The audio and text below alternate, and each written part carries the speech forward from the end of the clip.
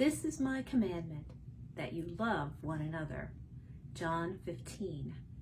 My name is Reverend Tammy Gill. I am the Children's Director at Longview Chapel Christian Church in Lee's Summit, Missouri. We are working hard to improve our abilities to show love for one another, especially to our children, because it all starts there.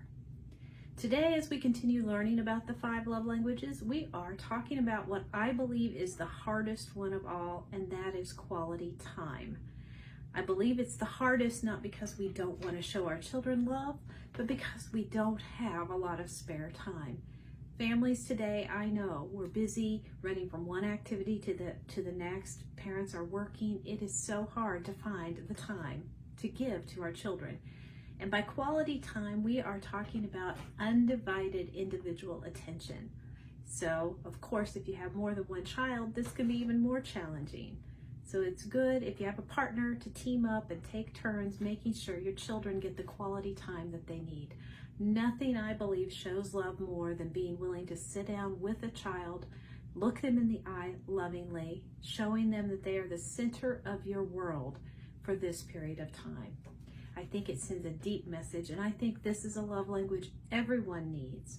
Especially, however, if this is a primary love language, we've got to find a way to do it. So I'm going to encourage you parents, this love language takes sacrifice on your part to do it. I'm going to encourage you and tell you that it is well worth every minute of the time that you can give to your child, undivided quality. Some ideas for you as you consider to implement more quality time is you can start by just making dinner time, if you can get it together, that a time where you take a moment to focus on each person at the table. Each child gets a chance to speak. Making bedtime rituals a time of one-on-one quality time where maybe you can read a story and you can let that story lead to other conversations. Reading books is another way quality time can be had. Older children and teens especially like drive time, windshield time as it's called. I know when my children were even learning to drive, being with them in the car can be quality time. And scheduling time to get away with your child is another thing you can do.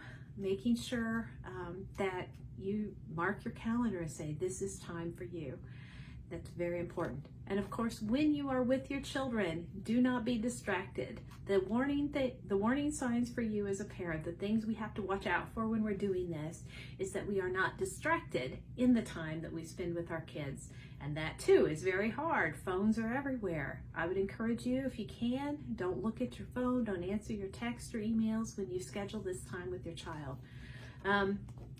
Other things to avoid with children when you're working on this love language is to be sure not to cancel, okay? For a child whose love language is quality time, if you cancel on them, that is one of the most hurtful things we can do because it makes them feel like, oh, I'm not that important.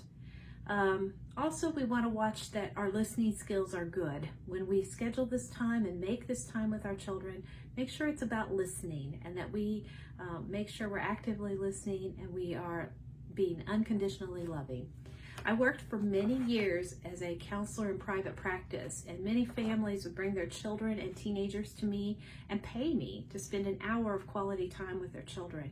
I used to tell those parents, and I would encourage you today, if every parent would use that time, an hour each week, unconditional love, quality time, focused on their child, we would see a lot less emotional pain in this world. The mental health, the emotional well-being of children and families would be a lot better if we'd all make sure we do this. So I encourage you to do it. You will see the benefits beyond what you can imagine if you can take an hour a week with your child. Good luck. I'll be praying for you, and I look forward to seeing you next week with love language number 4.